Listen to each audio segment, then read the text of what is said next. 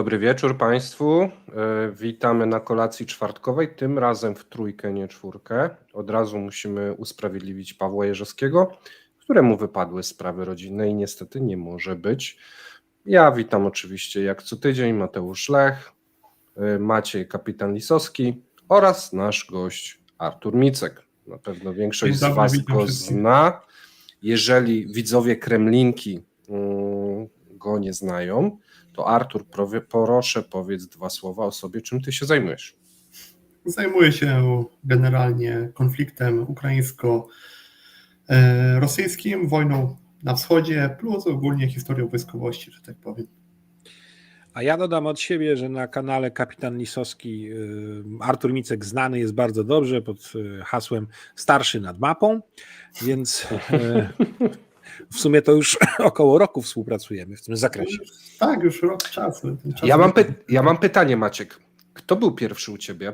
Ja czy Artur? To się da sprawdzić. Ale bo to tak mniej więcej, ale tak? Nie, jeszcze jest Marek Meissner. Który z was trzech, chyba Marek był pierwszy, a potem właśnie albo ty, albo Artur. Mhm. Ale to blisko siebie chyba było. Tak, bardzo blisko siebie i ktoś ostatnio bardzo fajnie podsumował. Ja wiem, że Paweł był po mnie, jakoś tak, 2 tygodnie później, to tak. Pamiętam. Ja już nie pamiętam w ogóle. No. Co było w zeszłym roku. Czasy. Tak. No już tam PESEL jednak coraz niższą wartość ma. Bez przesady, ale jakby się okazywało, że ten PESEL ma takie znaczenie, to pamiętajcie o tym, żeby lajkować, poczujemy się lepiej, młodziej, fajniej. No nieważne na którym kanale oglądacie, ważne, żeby do przodu. Mnie za każdego lajka jedna zmarszczka pod okiem się wklęsa. Prostuje?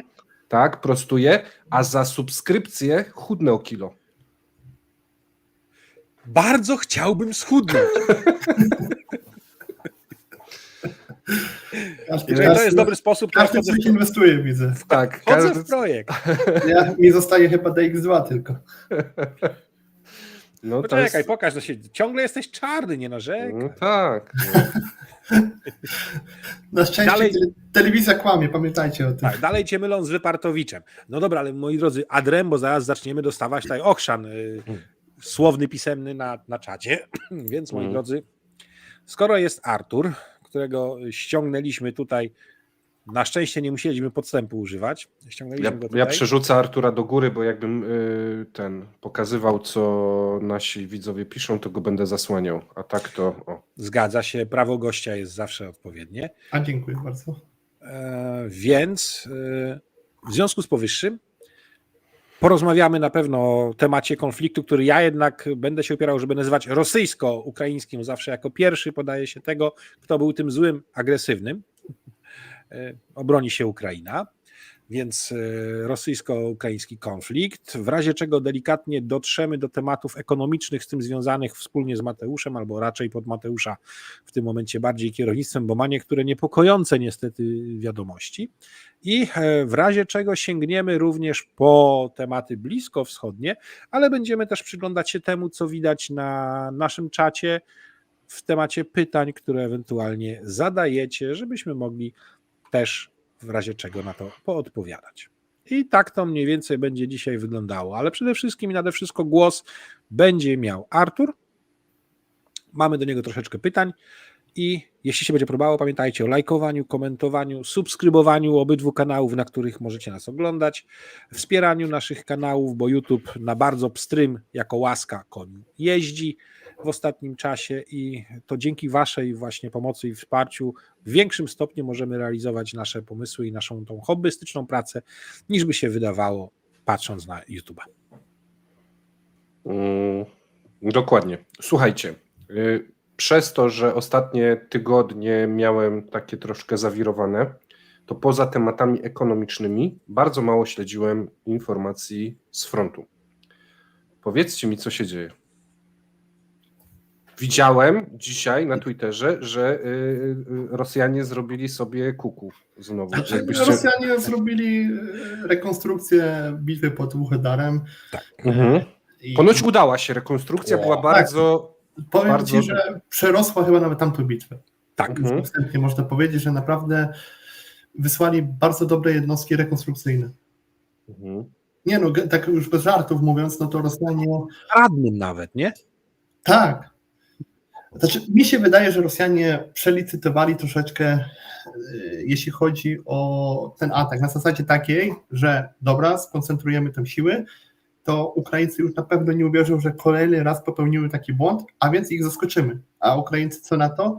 Ukraińcy przez ostatnie 2 tygodnie zdobywali przedpole pod przyszłą rosyjską ofensywę, co jest w ogóle ciekawe, bo Rosjanie przygotowywali się do ofensywy, oddając teren stronie ukraińskiej.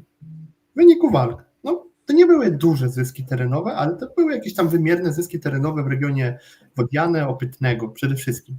Była przez chwilę taka informacja, że nawet Ukraińcy weszli do tego Opytnego.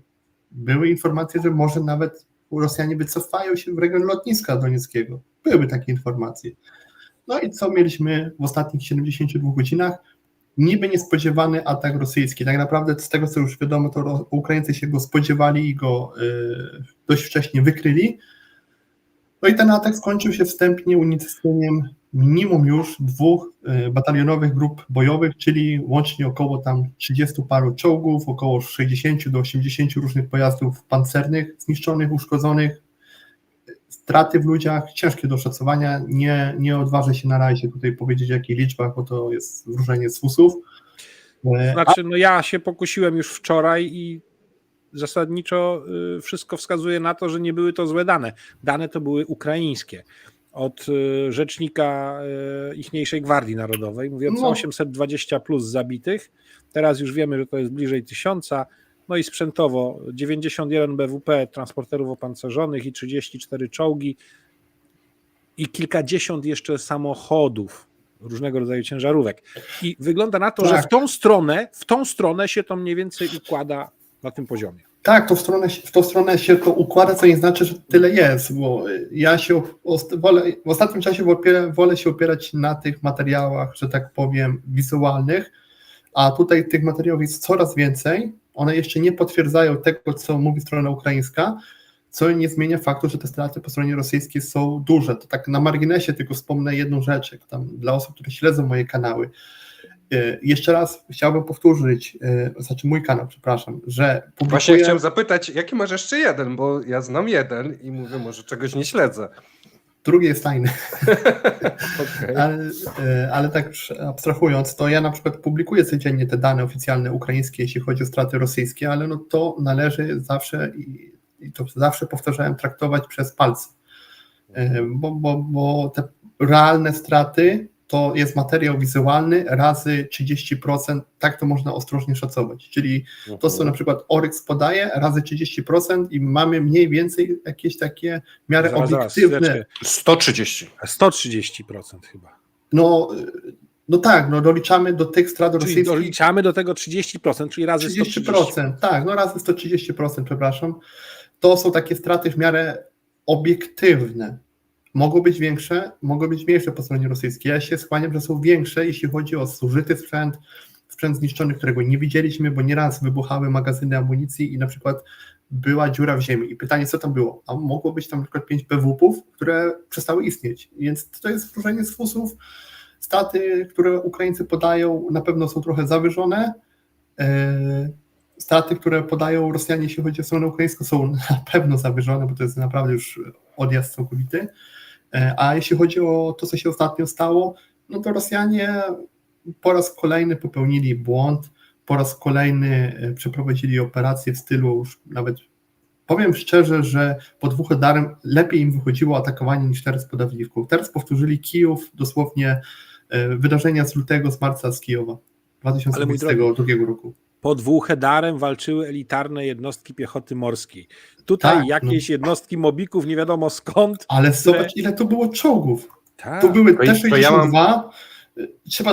Ja naliczyłem, przepraszam Mateusz, naliczyłem 5 rodzajów różnych czołgów i tak sobie myślę, dobra, 2 batalionowe grupy bojowe, 5 rodzajów różnych czołgów. O co chodzi? Ja właśnie miałem takie najważniejsze pytanie, co to był za sprzęt, bo ja nie śledziłem tych wizualnych informacji, tylko widziałem, że coś się działo. Czy tu mamy już połączenie szrotu, czy jakaś zbieranina wszystkiego po trochu? Co to było? Ja tam widziałem T72 chyba w 2 wersjach, T62 widziałem T80 i jak dobrze widzę, jakoś chyba starszą wersję nawet T90 zobaczyłem. Tak, ale 72 były zwykłe gołe, a nie te modernizowane T72B3, tak. czyli ta taka zbieranina z nabeczki, bym powiedział raczej. No ale T80 to już nie. No to 80 oczywiście, że nie i te 90, no Tak. ale przekrojowo. Dziwne to było. To dla mnie to jest właśnie takie troszeczkę dziwne, że nie było stricte całych zgranych formacji z jednym typem uzbrojenia, jeśli chodzi o czołgi, tylko taka zbieranina. Nie wiem, może to był tak zwany szturm jednostek karnych. Okej, a czy Sztraf wiecie, bataliony, możliwe. a czy wiecie, kto to im dowodził? Bo może ktoś po prostu całkowicie nieodpowiedzialny albo To odpowiada jest pytanie za... do Maćka Korowaja. Mhm. Powiedzmy, że spróbujemy to ustalić. Kto za ten odcinek odpowiada, to wiemy. W tej chwili nazwisko mi akurat dobrze nie przychodzi do głowy. Wysokich przełożonych tak, ale właściwego wykonawcę to troszeczkę może być trudno, bo w końcu ktoś się będzie chciał przyznawać do takiej porażki. No, ale gdzieś to wypłynie. Ktoś musiał wydać ten rozkaz, nie? Że okej, to jedziemy, nie? No na pewno ktoś musiał wydać rozkaz, tylko pytanie, czy to nie było na zasadzie takiego typowo może firmowego polecenia do realizacji, czyli dowódca odcinka dostał polecenie do realizacji, głowił się, troił, nagle go cisnęli, musisz to zrobić, w końcu dobra, czy tym co mam pozbieram całość, ruszę. Tak to dla mnie wygląda po prostu. Znaczy, lepiej być nieukaranym za porażkę, niż ukaranym za brak działania. No tak, właśnie o to No chodzi. bo w sumie to nie ryzykujesz własnym życiem, nie? No nie ryzykujesz własnym życiem, jak coś to zwalisz winę na żołnierzy, że kurde, no dali ciała niestety, no sorry, ale no. Czołgi Ale mieli, przecież- ciężarówki mieli, Tak. wszystko mieli. No Ale tak. ostatnio są dwa takie fajne filmiki, jeśli przyjąć, że są one prawdziwe. Jeden to jest wypowiedź świeżej wdowy, która jest bardzo wdzięczna wspaniałemu krajowi, w którym żyje, za to, że dostała przydział na ładę, bo to pomoże jej ułożyć sobie życie od nowa. I przykład drugi, że gdzieś tam zdarzyło się, że ciało żołnierza wróciło do domu w trumnie, ale tam jest tradycja taka, że nawet jak jest w kiepskim stanie, no to należy otwierać i czuwanie przy otwartej trumnie. Się okazało, że wkładka nie zgadza się z deklarowanym, prawda, adresem czytałem. i nazwiskiem, nie? To W czytałem, związku z że wkładka była podwójna wręcz. Tak, podwójna, a na pewno nie było tam nikogo spod tego adresu. Ale urzędnicy przekonali, że lepiej, żeby to uznać, że jest tak, jakby było, bo inaczej nie dostaną żadnych środków. A o tym, gdzie jest ojciec rodziny, nie wie nikt. Nie mamy twojego płaszcza i co nam zrobicie? nam z tym To jest na zrobić? tak- No tak, to jest prawda. Ja się też trochę z tego śmieję, ale też się zastanawiam, ile w tym jest tak naprawdę prawdy, a ile to jest działanie, że tak powiem, służb ukraińskich. Tak, takie troszeczkę prześmieszne, urban legend, nie? Ostatnio I tak się dalej. na tym Dlatego zastanawiałem. mówię, jeżeli to jest prawda. Tak. Mhm. Mnie by bardziej interesował taki zakres działania służb ukraińskich, żeby na przykład dokonały licznych aktów sabotażu na tak dużych rzekach i przeprawach przez nie jak Don i Wołga, co na pewno potężnie utrudniłoby zaopatrywanie sił rosyjskich w strefie walki. Słuchajcie, a ja może cofnę się pytaniem do zeszłego tygodnia i tematu, który omawiał Paweł z Maciejem Korowajem. To było o Szojgu, że teoretycznie dostał miesiąc na zrobienie czegoś. Jakiś ruch. Czy to nie było właśnie, czy to nie był właśnie ten ruch, że, No, miejmy nadzieję, że tak. że to było takie wymuszone, bo czas goni, bo trzeba było coś przeprowadzić, no i to teraz wybuchło w twarz. Mateusz, ja ci odpowiem. Ja mam nadzieję, że tak nie jest, z tego względu, że jest zawsze ryzyko, że po Szojgu przyjdzie ktoś lepszy. Okej. Tak, to jest groźne, że może przyjść ktoś bardziej kumaty i lepszy. Więc ja wolę tą starą rosyjską biedę w tym wydaniu niż niepewną przyszłość. Stara zasada, lepszy wróg znany. Tak. Okay. Zwłaszcza jak jest.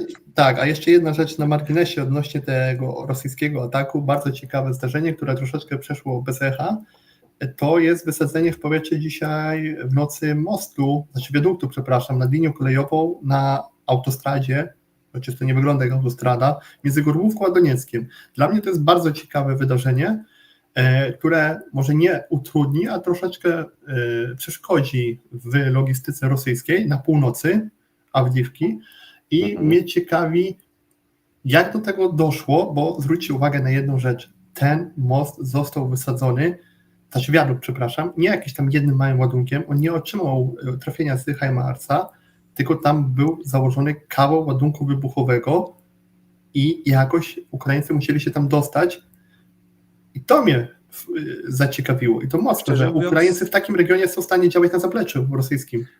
Wiesz A co, słuchajcie, to- taki wiadukt wiecie, jak długo się będzie się tą nitkę pozwolisz? odbudowywać? No w tym wypadku to już raczej tak, zwłaszcza Raczej w na tym zasięgu artylerii. To jest raz, a dwa. Wiecie, jak się wysadza, niszczy się drogi. Po prostu na długim odcinku, nie wiem, 100 metrów odpowiednio się wwierca pod, żeby wysadzić to tak, żeby to chodzi o długość tego odcinka. I z tym wiaduktem to wygląda właśnie w ten sposób, jakby oni na odpowiednio długim odcinku nie jeden, ale x ładunków założyli, dzięki czemu na długości tam, nie wiem, 50 czy 100 metrów to trzasnęło. No, coś takiego. I to mnie ciekawi teraz pytanie, czy będą kolejne takie przypadki, czy też nie. No mam nadzieję, że tak.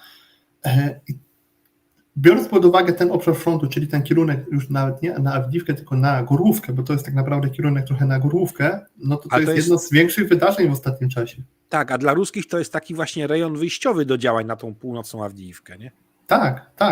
I ciekawe, czy tam Ukraińcy nie spróbują jakiejś formy kontrofensywy, bo pamiętajmy, trochę tam bombardowali. Trochę bombardowali, bo pamiętajmy jednej rzeczy, na południe od Awdijiwki mamy Opytne, Wodiane i później mamy Donieck, tam nie ma przestrzeni operacyjnej, a na północy są duże otwarte przestrzenie i tam pojedyncze wioski i może Ukraińcy spróbują odskrzydlić, że tak powiem, chociaż takiego może słowa nie ma, ale odblokować tą Awdijiwkę od północy i tutaj no mieliby na to szansę, bo Rosjanie z analizy zdjęć satelitarnych wynika, że z bliżej mi niezrozumianych przyczyn i nie jestem w stanie tego w ogóle określić dlaczego, nie budowali na zajętych terenach jakichś większych umocnień. Na północy od Awdijiwki. Tak, na północy. No ciągle wierzyli w to, że im będzie szło, że przeszkadzałyby im te umocnienia, gdyby szli do ataku. No, Okej. może by były demotywujące dla żołnierzy rosyjskich. Artur, tutaj informacja, wyglądasz jak anioł. Dziękuję bardzo. Artur Święty Micek, nawet takie coś było. Dziękuję bardzo, ale chyba nie święty. No, przy okazji tak, jak najbardziej dwie rzeczy. Ruski patrolowiec miał bliskie spotkanie z miną rosyjską, pływającą, więc poczuł się z tego tytułu lepiej. I druga kwestia o tym, że w rejonie wyjściowym właśnie przygotowany sprzęt inżynieryjno-saperski torujący przed tymi atakami w rejonie Awdijiwki miał bliskie spotkanie z artylerią tuż przed atakiem. Ale tych filmów takich jest dużo, naprawdę. Ostatnio widziałem, naprawdę nie na Twitterze, ale tam na Telegramach albo jeszcze w innych miejscach, jest dużo nagrań właśnie znowu z dronowania rosyjskich żołnierzy. Ładne określenie, dronowanie. I to jest pozytywny dla mnie znak, bo to oznacza, że coś zaczyna nie grać w wojskach walki Zagłuszenie. Tak. I jeszcze jedna. Ale było w poprzednich miesiącach dużo informacji o niszczeniu tego sprzętu do wargi. Te żytiele i tym podobne spadały, jak tylko się dało. I na małych odcinkach zaczynali Ukraińcy zyskiwać przewagę, ale potem też wprowadzili komercyjnie pozyskiwane zagłuszarki u siebie, co też troszeczkę ich wzmocniło obronę w tym zakresie. A oprócz tego tak, już ta firma, która produkuje makiety, ten Met Invest czy jakoś tak, zaczął dostarczać zwłaszcza dla jednostek artylerii specjalne już gotowe zestawy siatek stalowych zabezpieczających przed atakiem dronów, czy zwłaszcza tych lancetów. I dotyczy to przede wszystkim tych, którzy użytkują krabów. To dobrze, do tego jeszcze elementy maskujące tego wszystkiego, jak najbardziej. I jeszcze jedna rzecz. Pamiętacie takie hasło Armia Dronów? Tak. No to jeżeli to nie było zdjęcie multiplikowanego obrazu, to wygląda na to, że długo zbierali i jak osiągnęli punkt krytyczny 5000 dronów w tej chwili, których potrzebowali, to właśnie zaczynają je kierować do walki. Tylko gdzie? To się okaże. Ale mówisz o Ukraińcach. Tak, Tak, o Ukraińcach. ale ja mam ciekawostkę. Coraz więcej relacji jest żołnierzy rosyjskich z regionu Chersonia, Nowej Kachówki, tamtych okolic, którzy mocno narzekają na to, że coraz więcej dronów ich atakuje i że nic z tym nie robi ani rosyjska obrona przeciwlotnicza, ani również nic nie robią wojska walki elektronicznej i żołnierze właśnie w regionie Chersonie, Nowej Kachówki już narzekają nie tak jak kiedyś na artylerię, tylko teraz drony i to jest największe przekleństwo dla nich. I to jest taki region, który mocno mi się rzuca w oczy z tego też względu, że wszędzie jest to dronowanie, ale w tym regionie przybiera na sile. Czy to nie jest jakaś wskazówka? Albo chęć odwrócenia uwagi. Ja od razu rzucę do Was pytanie w takim razie takie, bo wspomnieliście coś o rosyjskiej kontrofensywie, a ja ostatnio się zatrzymałem na ukraińskiej ofensywie, więc co tu się dzieje? Gdzie, co, jak, dlaczego? Czy to jest rosyjska kontrofensywa? Powiedzmy tak, Szojgu obiecał, że zmieni obraz walk na froncie. I zaczęły się działania agresywne, ofensywne w koordynacji i równo tu, i próby tam w rejonie Kupiańska, czyli na 2 odległych od siebie kierunkach, ale czy to ma już wymiar kontrofensywy? Nie wiem. Raczej bym tak tego nie nazwał. Nie, to jest, ja mam inną na to trochę teorię. Słuchamy. W sensie taką, że Ukraińcy, może zacznę, jak to się mówi, od dawnych czasów, czyli od początku zeszłego roku, gdzie tak naprawdę strona rosyjska była z inicjatywą na froncie, to było widać i Rosjanie robili wszystko, co mogą, aby angażować rezerwy ukraińskie, czyli bitwa o Bachmut, Wuhledar i tak dalej. To było działanie, które miało na celu wyczerpać ukraińskie rezerwy. Nie udało się to do końca. W stronie ukraińskiej był przestój wiosenny, bo był ten przestój taki marcowo-czerwcowy tak naprawdę. No i mamy czerwiec, Ukraińcy ruszają z ofensywą. Ta ofensywa, mówiąc w wymiarze strategiczno-operacyjnym, jeśli chodzi o tereny i odbicie terytoriów, zakończyła się fiaskiem. I czerwiec, lipiec to były tak naprawdę jakieś 5, oceniam, prób większych działań mających na celu przełamanie frontu. To się Ukraińcom nie udało. Rosjanie na całe lato do tej pory tak naprawdę się okopali, stwierdzili, dobra, jak chcecie, to próbujcie. W sierpniu, we wrześniu Ukraińcy zmienili taktykę z dużych ataków na taką próbę lokalnego drążenia tych rosyjskich pozycji obronnych, nie wiem, taka taktyka 1000 cięć naprawdę, czyli po trochę w różnych miejscach. To też nie zdało na razie egzaminu, poza tym, że Rosjanie mają naprawdę duże straty, szczególnie właśnie w obronie przeciwlotniczej, w systemach walki elektronicznej, w artylerii i w kilku innych tych rodzajach sił, w tym w czołgach, ale no dalej to nie daje wymiernych efektów i teraz może być tak, że Ukraińcy będą nadal próbować uprawiać tą taktykę 1000 noży, a Rosjanie dojdą do wniosku, że dobra, Ukraińcy prawdopodobnie w taki sposób przygotowują się do jeszcze jednego jakiegoś dużego uderzenia, więc my spróbujmy zrobić to, co robiliśmy rok temu, czyli próbujemy odzyskać inicjatywę w różnych miejscach, żeby rozpraszać odwody ukraińskie, czyli mamy Awdijiwkę, ja założę się, że za chwilę będzie jakaś kontrofensywa znów w regionie Bachmutu rosyjska, prawdopodobnie Rosjanie będą znów coś próbowali na Kupiańsk, żeby rozproszyć odwody ukraińskie. I co zrobią Ukraińcy w tym wypadku? Wydaje mi się, że teraz będą drążyć cały czas tą skałę, czyli Zaporoże, czyli odwracanie uwagi na w Chersoniu, czyli działania ofensywne pod Bachmutem, żeby mieć tą inicjatywę, żeby znów odwrotnie zrobić, czyli zmusić Rosjan do rzucania rezerw w te miejsca. I teraz taki będzie wyścig, może to nie szczurów, ale kto pierwszy ruszy z ofensywą w tym okresie zimowym. I wydaje mi się, że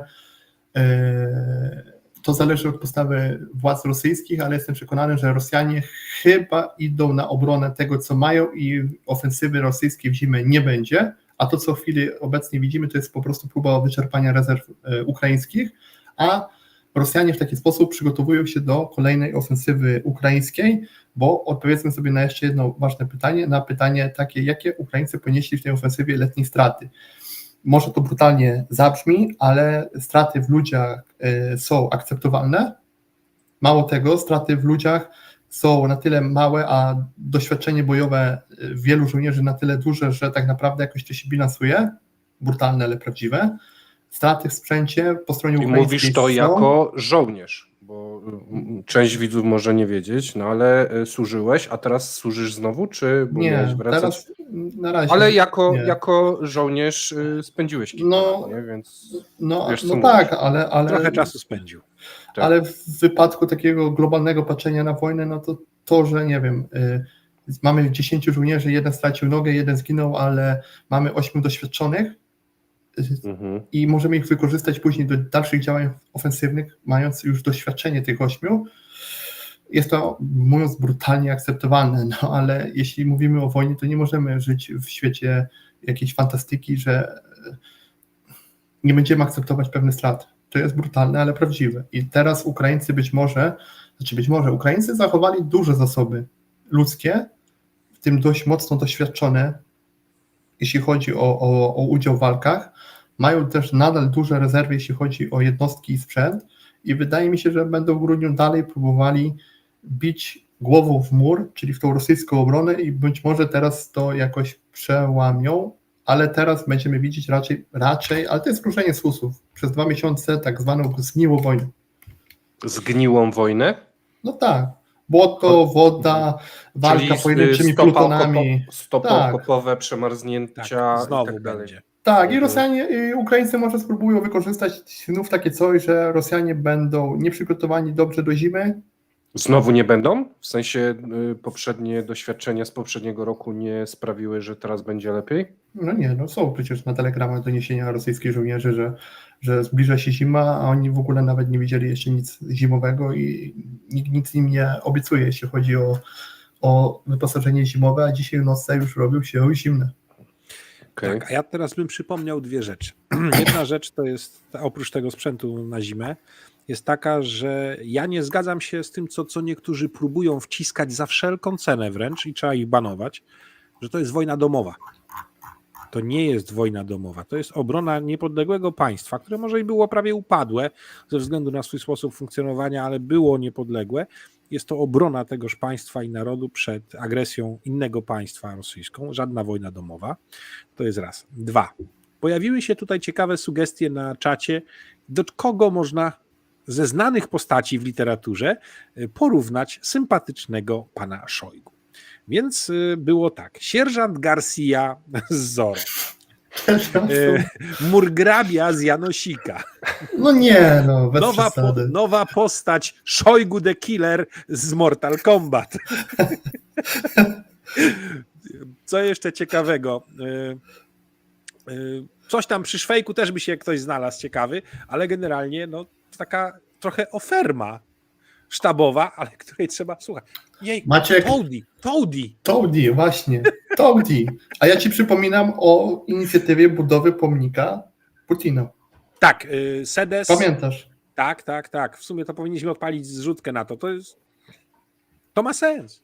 No ja to dalej pamiętam. Według mnie to taka inicjatywa dość dobra, aczkolwiek jeśli my ją uruchomimy, to jednak musimy mieć chyba ochronę ze strony państwa. To ja już wolę, żeby mi dali na to pieniądze, ja sobie załatwię lepszą. Panowie, nie wiem, czy widzowie wiedzą, poza tym mówicie coś o sedesach, ja nie wiem, czy ja chcę wiedzieć. A chwileczkę, był Przypomnisz temat? Wzorcowy pomnik tego, jak wygląda żołnierz rosyjski wracający z tej wojny, co dźwiga na grzbiecie. Pod pachą sedes, muszlę klozetową, na plecach pralkę. To powiedzmy, że tak, na pralce stojący sedes, na którym siedzi car Władimir Władimirowicz. I dziękuję ludziom za rzuconą monetę. I jeżeli wrzucisz monetę, to jak czasami jest przy Bożym Grobie, taki murzynek najczęściej był i spada moneta i to powinien jeszcze mówić... Apeluję o przerwanie tej karuzeli śmiechu. Apeluję, wróćmy do poważniejszych... Na wtorkowe chciałbyś. Tak. Słuchajcie, mówicie o tym, że Ukraina jest lepiej przygotowana w tym momencie, ale ostatnio, co gdzie nie wejdę, to jednak informacje, że no nie dzieje się najlepiej po stronie ukraińskiej, a to ze wsparciem. Dzisiaj widziałem jakąś zapowiedź z Białego Domu, że owszem, wyślą kolejne 2 miliardy, ale te wsparcie nie będzie nieskończone na przykład. Widziałem dzisiaj gdzieś wypowiedź Załęskiego o tym, o czymś takim, że Europa musi sama stanowić o swoim bezpieczeństwie. To tak zabrzmiało troszeczkę tak, jakby to, tak jest dzisiaj wypowiedź, tak jakby coś wrzucał piłeczkę do ogródka USA. Nie wiem, bo wiesz, USA no troszeczkę chcą tam się przyjrzeć tej korupcji.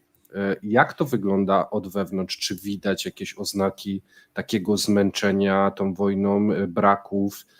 Czy jest kolorowo i jest fajnie i oni się rzeczywiście szykują? Czy tam jest jakaś poważna zadyszka?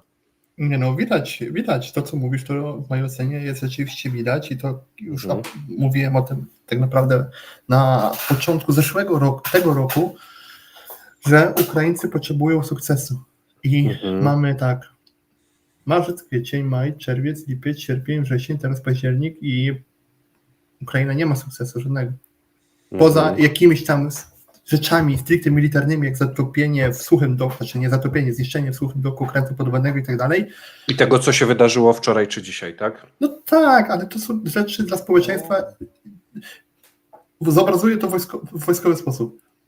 Ukraina potrzebuje jako społeczeństwo czegoś na kształt zwycięskich działań operacyjnych, a nie, że gdzieś zniszczono kompanię czołgów, czy gdzieś zniszczono jakiś okręt. Oni potrzebują dużego sukcesu, które znów napędzi tą postawę patriotyczną. Ona dalej jest wysoka, ale taka troszeczkę monotonna już. Brakuje, nie wiem, jakiegoś zdobycia, jakiegoś miasta, jakiegoś obszaru, odbicia, kolejnych zdjęć pokazujących, tak jak w przypadku Hersonia, czy też w przypadku Charkowa, że są nagrania pokazujące zdobyty rosyjski sprzęt, ucieczkę żołnierzy rosyjskich i tak dalej, że my jesteśmy silniejsi, lepsi i tak dalej. Po prostu tego teraz nie ma. Teraz jest zmęczenie, bijemy głową w mur, bijemy na tym Zaporożu, czy pod Bachmutem i pod Bachmutem po tylu miesiącach walk, co mamy? Odbiliśmy jedną wieś, gdzie... Mamy odwrotny Bachmut, bo w zeszłym roku to Rosjanie bili w ten Bachmut, nie? Głową w mur. No tak, tylko że Rosjanie tam działali trochę, może nie falami piechoty, ale czasami tak to wyglądało wręcz, ale no, Ukraińcom brakuje sukcesu i to nie ma co tutaj oszukiwać.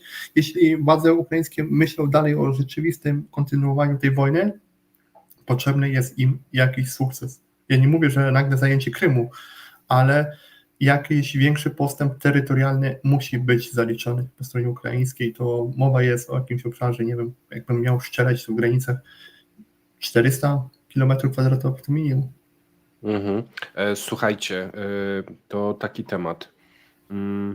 Czy zapowiada się w dostawach broni albo w jakichś planach cokolwiek pozytywnego w najbliższych tygodniach dla Ukrainy, co mogłoby popchnąć do przodu, czy raczej mamy sytuację, że walą głową w mur, ale do dyspozycji do walenia w ten mur mają tylko tą głowę? Że nie ma młotu. Myśliwce, tak, ale Belgia zapowiedziała, że 2025 będą gotowe, bo były w trochę gorszym stanie, więc to bym tak zostawił. To jest 2 lata. Największą niespodzianką mogą być jednak, uważam, szwedzkie maszyny, to jest raz. 2. Zarówno każdy z krajów skandynawskich po kolei ogłasza, jaki w najbliższym czasie ciekawy pakiet pójdzie, więc policzyć to plus kraje bałtyckie, za chwilę się zbierze z tego 1 miliard i oni dostarczają bardzo szybko i bardzo sprawnie, to jest raz. 2, to co ty mówiłeś, to już tam ktoś korygował a propos wypowiedzi, przyjmijmy, że to była właściwa korekta, ale w międzyczasie amerykańska administracja Bidena już złożyła wniosek o te 100 miliardów dla Ukrainy. To na razie jest wniosek, wiesz, jak będzie, tak, wniosek, to będzie procedowany.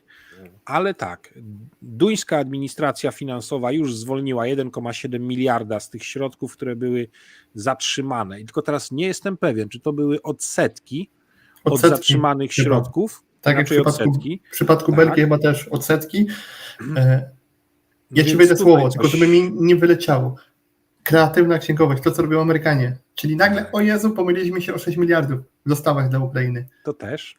No i teraz pytanie, czy znów nie będzie tak, że jednak jeszcze te 3 miliardy to rzeczywiście był błąd statystyczny u nas. Tak, ale oprócz tego Amerykanie są na finiszu tego, żeby móc zacząć przekazywać, tylko teraz zapewne w mądry sposób, a nie po prostu macie i bierzcie sobie pieniądze zatrzymane, aresztowane rosyjskie kapitały. Więc jak nie pójdzie im kwestia przez kongres Maciek, żeby tak, poszło. owszem, te pieniądze, gdzieś to jest procedowane, natomiast aby to nastąpiło i aby ten strumień płynął, to muszą być dwie rzeczy moim zdaniem. Wyniki, czego w tym momencie nie ma, i zwalczanie korupcji, gdzie Dlatego to powiedziałem w odpowiedni jest sposób. bardzo, to tak ociężale idzie. I tu są elementy, które w ostatnich tygodniach, jeżeli chodzi o tą ekonomiczną stronę, to tak się przyglądam i nie wygląda to najlepiej, szczerze mówiąc, dlatego pytam was od strony ekonomicznej, bo teoretycznie jakieś zaplecze finansowe, coś gdzieś się dzieje, natomiast widzę też, że zainteresowanie społeczeństw tą wojną no po prostu się kończy, a za utratą zainteresowania społeczeństw idzie też bardzo często zainteresowanie polityków. Ale Więc wiesz, Stany tu są Zjednoczone takie mają elementy, nie? duże doświadczenie w robieniu rzeczy rozłożonych w czasie, które nie zawsze były popularne w społeczeństwie. Zacznijmy od wojny wietnamskiej, więc to bym się tym akurat do końca nie przejmował, ale nawet teraz obecny ten Scalini, czy jakoś tak, który ma zostać speakerem Izby Reprezentantów, nie jest najgorszym wyborem, bo on podtrzymuje to, że jednak ta pomoc dla Ukrainy lepiej, żeby była kontynuowana, bo inaczej będzie czystą stratą. Co już jest i tak dobrym podejściem w przypadku gościa z MAGA. Bo takie są realia. Jeżeli konflikt nie zostanie w tym momencie rozwiązany i doprowadzony do końca, to da tylko i wyłącznie czas Rosji na odbudowanie swojego potencjału. A skoro on już to rozumie, to nie jest najgorzej. No tak. No ale teraz wchodzimy, bo jeżeli mamy się gdzieś tam wyrobić tematycznie i czasowo, no to wchodzimy w jeszcze jeden aspekt tego, co się dzieje na Bliskim Wschodzie. Maczania w tym być może, bo na razie nie ma żadnych potwierdzeń. Coraz więcej już jest bardzo poważnych poszlak. Tak, ale jeszcze nie jest to, dowód rosyjskiego rządu w tym, co się dzieje między Izraelem a Palestyną. No i Amerykanie też muszą patrzeć, jedno oko, na Maroko, a drugie na, jak to jest? Jak przysłowie? Patrz, jak to się tam... Chyba stworzone. Do tego dodajmy jeszcze nagraną wypowiedź nie kogo innego, tylko ojca roku, pana Dugina, który stanął twardo i co powiedział? Że Izrael nie jest przyjacielem Rosji i należy wspierać Palestynę. Więc to też na pewno nie przeszło bez echa przez media, przynajmniej izraelskie. Jeżeli izraelskie, oznacza to również mocną, i to zaraz do tego trzeba wrócić, mocną emisję, że tak powiem, sygnału na grupę. Oficjalnie 26 kongresmenów to są Żydzi w Stanach. Z tego 2 to są republikanie. 9, nie mniej niż 9 senatorów, więc liczba jest mniejsza niż była kiedyś, bo kiedyś było 37 w poprzednim składzie kongresmenów, teraz jest 26. Ale oficjalne koło lobbingowe to jest 58. I jeżeli przyjąć, że nawet takie proporcje zastosujemy, demokraci versus republikanie w tym wszystkim, to wychodzi na to, że przy tej delikatnej przewadze, jaką mają republikanie, okaże się, że nie będą w stanie przeforsować niczego szkodliwego, jeżeli tylko Izrael powie twardo, że Rosjanie są B i należy też, pomagając im, jeśli oni na tym nie stracą, wspomagać Ukrainę. Więc jeżeli ten lobbying będzie uruchomiony, to jestem pewien, że szanse na finansowanie ze Stanów Zjednoczonych na działania obronne Ukrainy są naprawdę realne. No ja bym tutaj chciał jeszcze o 2 rzeczach wspomnieć. Pierwsza rzecz, jeszcze nie związana z Izraelem, ale realny koszt prowadzenia wojny przez Ukrainę i przez Stany Zjednoczone i przez NATO. To jest ważne, tak, to jest ważne. I teraz tak, dla Ukrainy jest to koszt gigantyczny. Dla Stanów Zjednoczonych, tak abstrahując, wyobraźcie sobie, że mam 10 000 złotych przez 2 lata, wydałem około 700 złotych czy 600 złotych i mój sąsiad stracił dom, nie ma okien, nie ma nic, bo tak naprawdę nie ma żadnych zdolności do mieszkania, czyli do atakowania mnie za 700 zł. Tak, Zostaje mi to ponad jest 9 tysięcy złotych, czyli tak Amerykanie naprawdę to wydają wsparcie jest małą kwotą ich budżetu. 3-4%, tak, 3-4% Nie, to jeszcze budżetu Czech nie wojskowego. Mhm. Wojskowego. Ja nie mówię o całościowym, federalnym, ale wojskowego przez 2 lata to załóżmy 3% niech będzie, licząc średnią natowską, czyli wydatki NATO całego, a pomoc na Ukrainę, to statystyka robi się jeszcze lepsza, czyli około Zaraz, nie, roczny budżet tego Departamentu Obrony to jest 800 coś miliardów dolarów. 800 miliardów. Całe NATO to ile to jest? Chyba to jest około 1,5 biliona? Coś takiego. Coś takiego. A ile w tym momencie poszło? Kojarzycie? 100 miliardów z całego NATO. Z całego. Z tego połowa Mhm. ponad poszła ze strony amerykańskiej. Tak? I część jeszcze sprzętu nie dotarła, bo Tak. to jest też sprzęt kupowany na przyszłość. I wyobraźmy sobie, że mamy 1,5 biliona dolarów, zainwestowaliśmy 100 miliardów, armia rosyjska nie jest w stanie już najechać w chwili obecnej, skutecznie najechać Polski i flanki wschodniej NATO, czyli za 100 miliardów dolarów inwestujemy jeszcze 100 miliardów dolarów, mamy za 10 lat zabezpieczoną flankę wschodnią, bo tyle czasu Rosjanie będą się odbudowywać, a w tym czasie Polska, Ukraina, Rumunia i inne państwa na tyle się uzbroją, a my jeszcze na tym zyskamy, że flanka będzie zabezpieczona i możemy skupić się na wschodzie, czyli na Chinach. To jest jedna kwestia. A druga kwestia, w interesie tak naprawdę teraz Ukrainy byłoby to, żeby wyszło jak najwięcej dowodów wskazujących na udział Rosji w tym, co się stało w chwili obecnej w Izraelu, co jak dla mnie, dla osoby, która jakoś tam ten konflikt może troszkę śledziła, nie będę się tutaj kreował na jakiegoś specjalistę, bo im nie jestem, jeśli chodzi o Bliski Wschód, coś tam na Iraku to bardziej, ale dla mnie taka nagła sytuacja, jaka miała w chwili obecnej miejsce, czyli ten nagły atak Hamasu, jego skala, siła i sposób działania i te zbrodnie, jakie dopuścili się, dla mnie to się nie trzyma kupy, że Hamas sam w sobie przeprowadziłby taką operację. I teraz rodzą się teorie spiskowe. Dlaczego to zrobili? Bo mi się nie chce wierzyć, że to była ich samodzielna inicjatywa. Z jakiego powodu to miało miejsce? Kto ich do tego, nawet odważę się powiedzieć, kto ich do tego przymusił albo podjudził.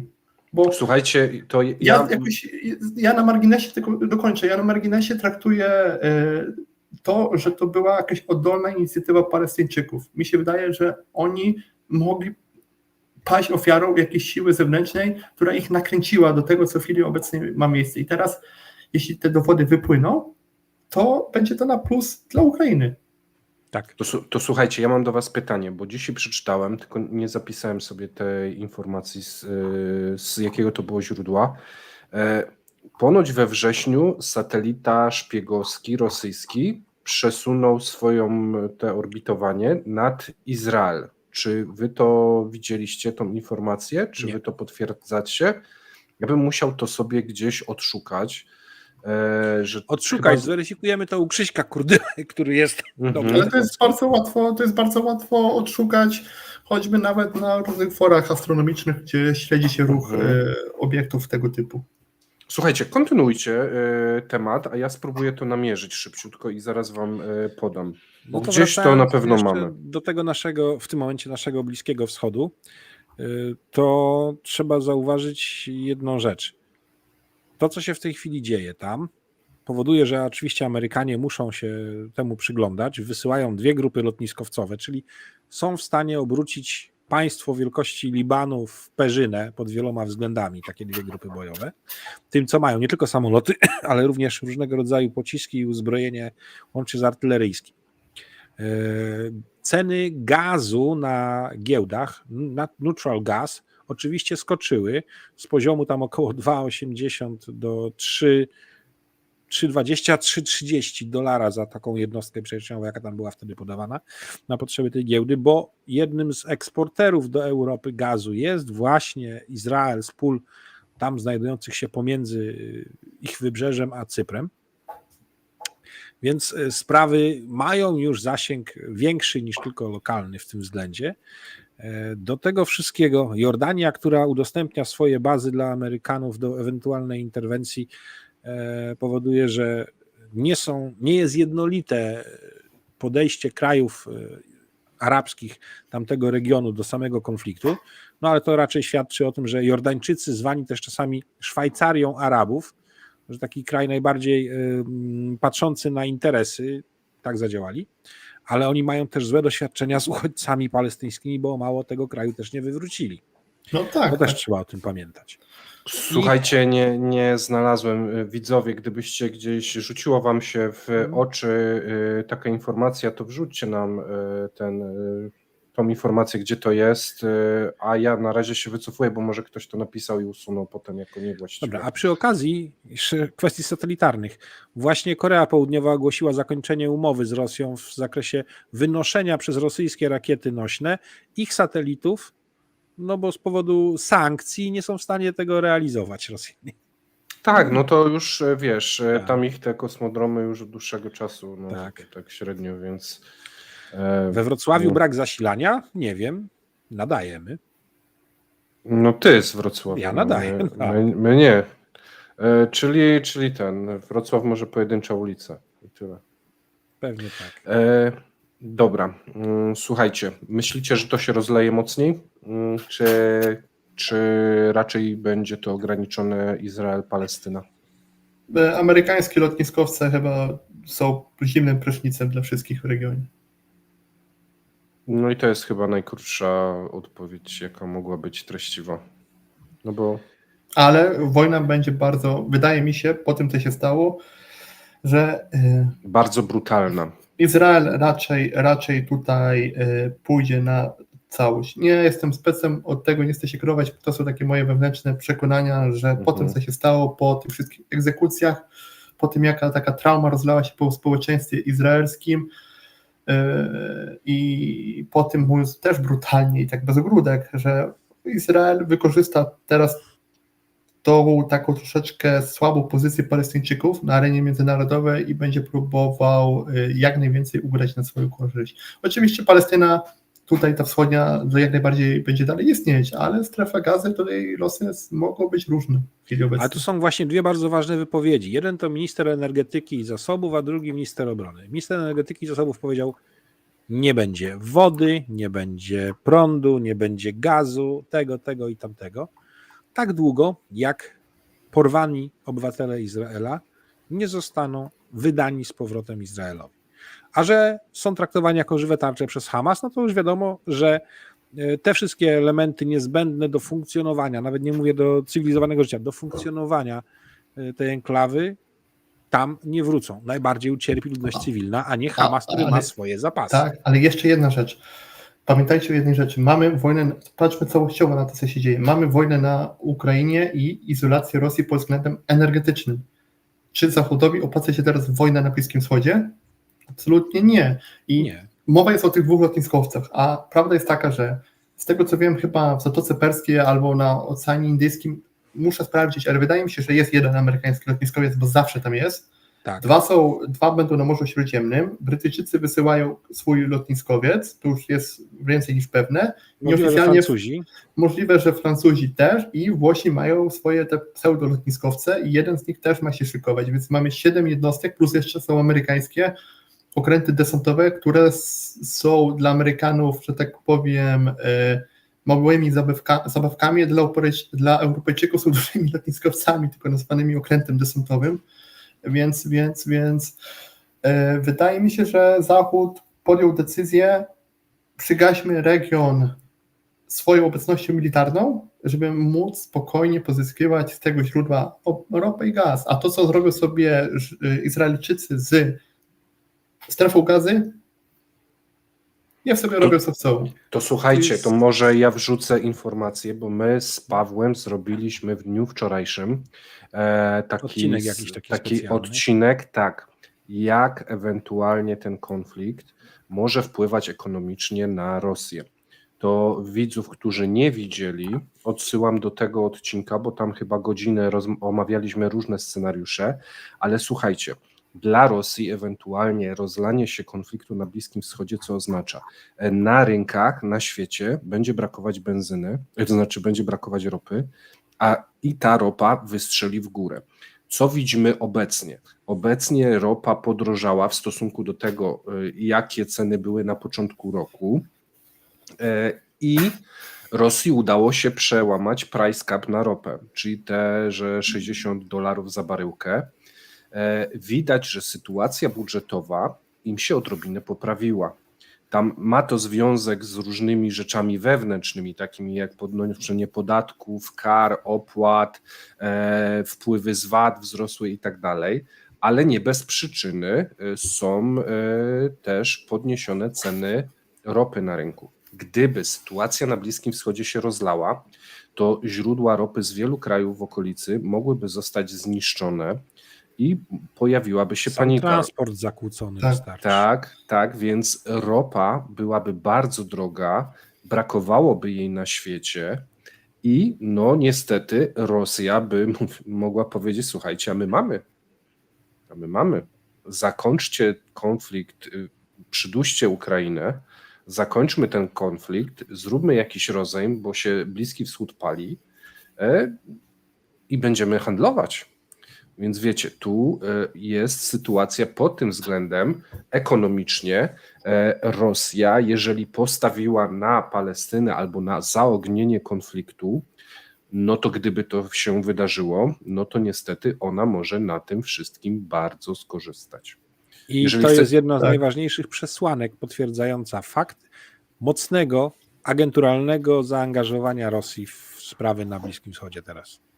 Tak, Może warto powiedzieć, że Palestyńczycy są też w jakiś sposób ofiarą tak naprawdę Rosjan w chwili obecnej. I oby to szybko zrozumiano. Może to jest daleko idący wniosek, ale warto w tym kierunku na razie też to analizować. Na razie tak, w przyszłości być może to wyjdzie. Tego na razie nie wiemy. Ja naprawdę odsyłam, bo tam chyba rozmawialiśmy z 50 minut, więc poruszyliśmy bardzo dużo wątków za, przeciw, tak, nie, jak będzie w tą stronę, jak będzie w tą stronę. To jest ten z zieloną okładką, jak będzie ktoś szukał, to na pewno odnajdzie. A my może skupmy się bardziej dalej na tematach militarnych i może coś jeszcze... To ja tu jeszcze dorzucę Mhm. co najmniej jedno, jeśli nie dwie rzeczy. Druga wypowiedź bardzo ważna to wypowiedź ministra obrony, który mówi, że Czyjego? izraelskiego. Izraela. Znosi ograniczenia w działaniu. Ale swoich słuchaj, ale to nie żołnierzy był i nie fake będzie news? kar. Nie. Słuchaj, ale to nie był fake news, Nie, bo ja nie, gdzieś to jest widziałem, że to wypowiedź jest... tego ministra. Mhm. Tylko widzisz, fake newsem jest to, że ktoś powiedział, że to będą mogli robić co chcą. Nikt nie mówił, Okej. nikt nie mówił o wyłączeniu odpowiedzialności karnej i tym podobnej, albo tym, że nie będą działały trybunały. Więc to też nie było tak. Ale co ważne, w tym momencie jest tak, że Izrael przeszedł na działanie, to rano już podawałem, czy jeszcze w nocy, gabinetu wojennego. Premier i minister obrony i były minister obrony. 3 osoby, nie? 3 osoby, pełna odpowiedzialność za wszystko i jednocześnie pojawiło się badanie robione w Izraelu wśród obywateli i jasno wskazują, że obwiniają winą za to, że doszło do czegoś takiego zaskoczenia, takiej sytuacji, obwiniają Netanyahu. No tutaj wypowiedź ministra spraw zagranicznych Egiptu mówiąca o tym, że 2 tygodnie wcześniej informowali, 3 dni wcześniej informowali, jasno to tutaj dobija. I trzecia rzecz, że to badanie wykazuje, że po opanowaniu sytuacji i zakończeniu operacji w strefie Gazy lub ewentualnej dalszej na północy, 84% oczekuje ustąpienia Netanyahu. No tak, on już wiesz, przed całą sytuacją... No był- nigdy nie miał dobrej prasy do końca, poparcia. Tak. No, ale tam jest teraz pytanie, co będzie lansował, żeby jednak wyjść na obrońcę Izraela. Chce być lwem Judy. No. Są to sytuacje, wiecie, ja tam nie chcę za bardzo wchodzić w tą relację izraelsko-palestyńską, bo naprawdę nie znam się i tylko nawet nagrywając ten program próbowaliśmy się bardziej skupić na Rosji i tych ewentualnych zamieszaniach. Natomiast no, sytuacja jest no, dosyć taka nieciekawa, Dynamiczna. bo dynamiczna, nieciekawa.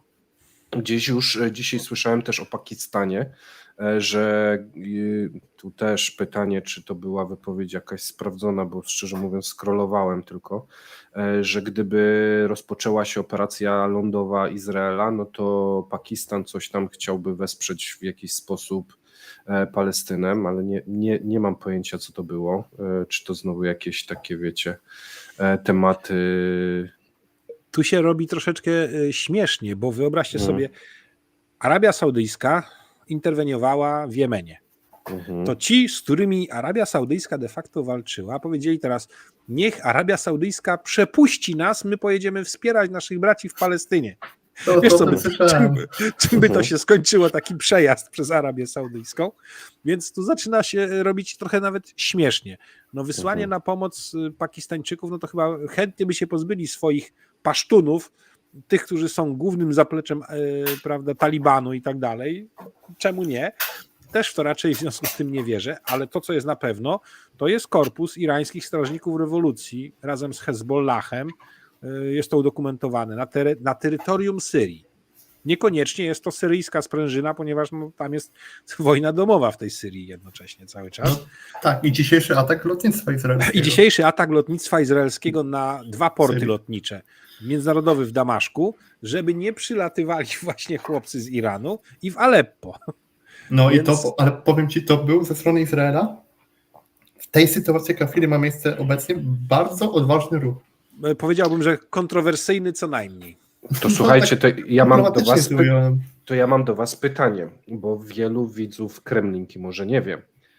Ile żołnierzy w tym momencie przygotowuje Izrael? 900 000 docelowo chcę mieć gotowych do działania.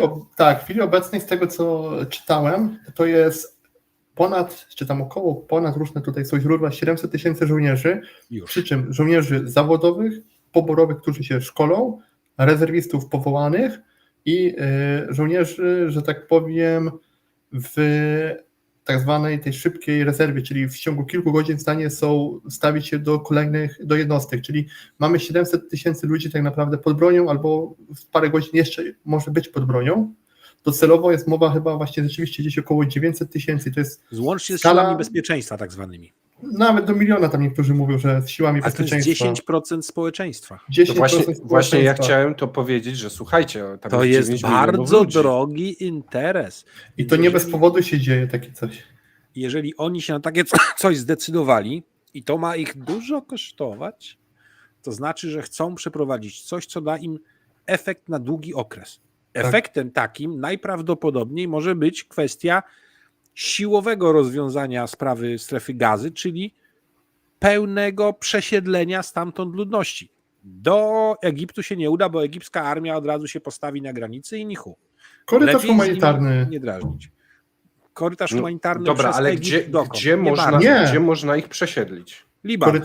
Wepchną ich do Libanu. Korytarz humanitarny przez Izrael do Palestyny Wschodniej.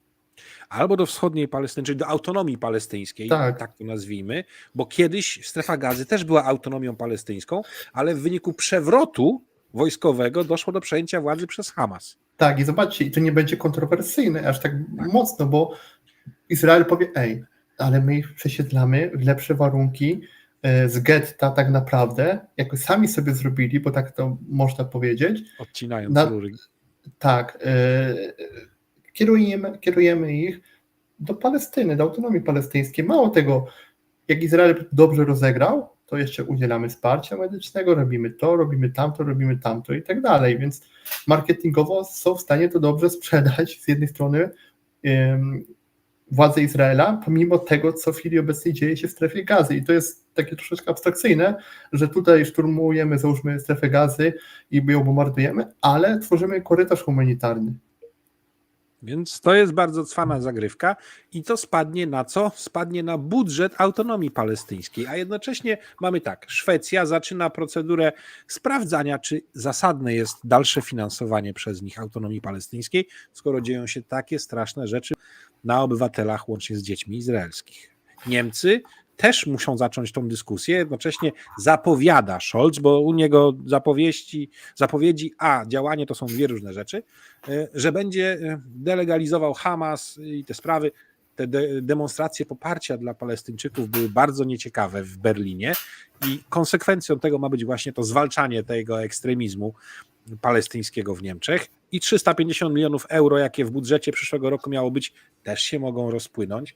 Jak tak poskładamy Szwecję, potem ewentualnie Norwegię, dołożymy do tego jeszcze Niemcy i parę innych krajów unijnych, które to robiły i Komisję Europejską, to zaraz się okaże, że autonomia palestyńska nie będzie miała na nic, żeby funkcjonować. Ale to nie będzie izraelski problem. No to nie będzie izraelski problem, ale z drugiej strony Izrael ma szansę to dość mądrze rozegrać w chwili obecnej. Tak. Naprawdę. A 700 tysięcy żołnierzy podzielonych na tych, którzy dokonują, nazwijmy to, pacyfikacji strefy Gazy, łącznie z przesiedleniem ludności, plus ci, którzy wspierają tą operację, plus ci, którzy zabezpieczają od północy.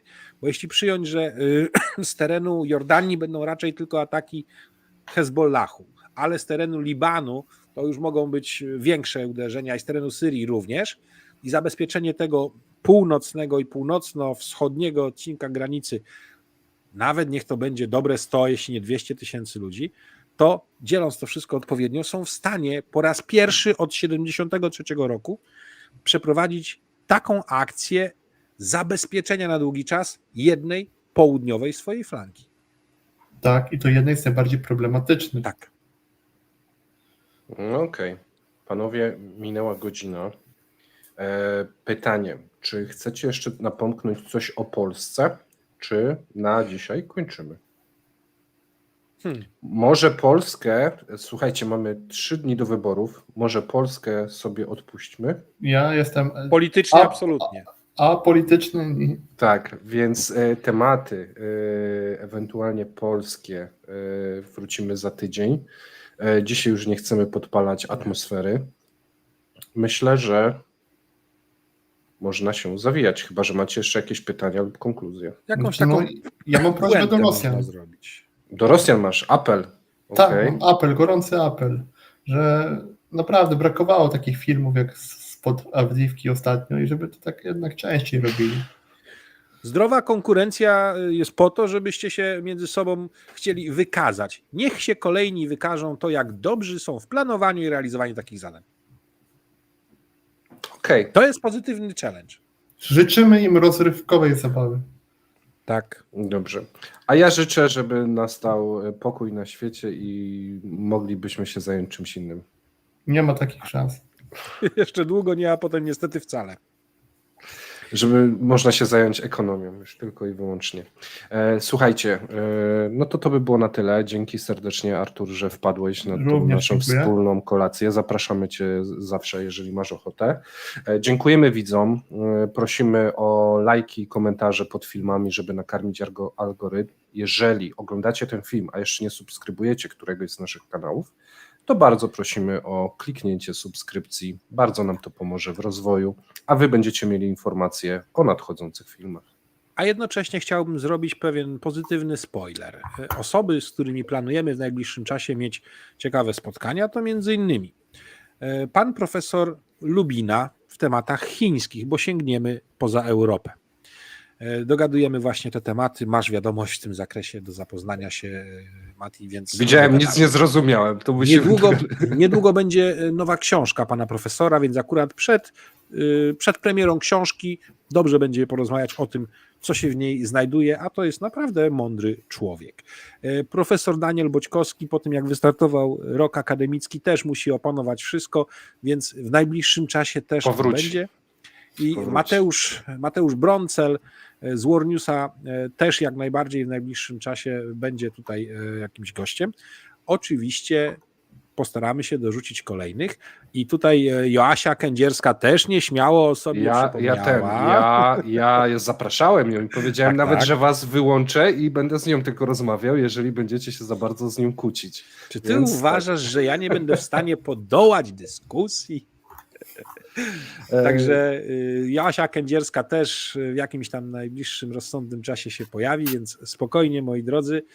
A ktoś tutaj zadał pytanie, czy nie możemy zaprosić kogoś, kto inaczej niż my interpretuje informacje i fakty? Więc powiem tak, Jedną z takich osób, jaka już była, był Radek Pyfel, który ma pod wieloma względami inne spojrzenie na pewne No i rzeczy Joasia jest niż my. przecież I sztandarowym Joasia przykładem. też. I co? Gdzie, I się no, okazuje, że dyskusja była na 4 fajery. mhm. A ja sobie pozwolę przeczytać jeden komentarz, który mnie trochę rozbawił. No, Dobra. Pan Asros, Szojgu dostał polecenie demilitaryzacji. Strony mu się pomyliły.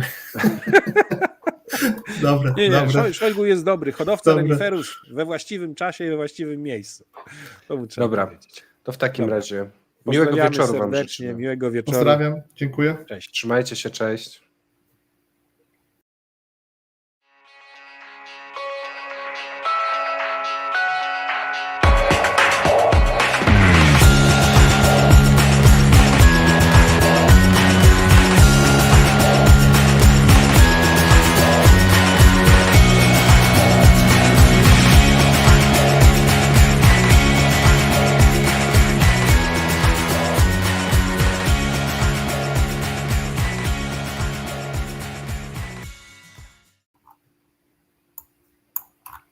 I jeszcze mamy chwilę.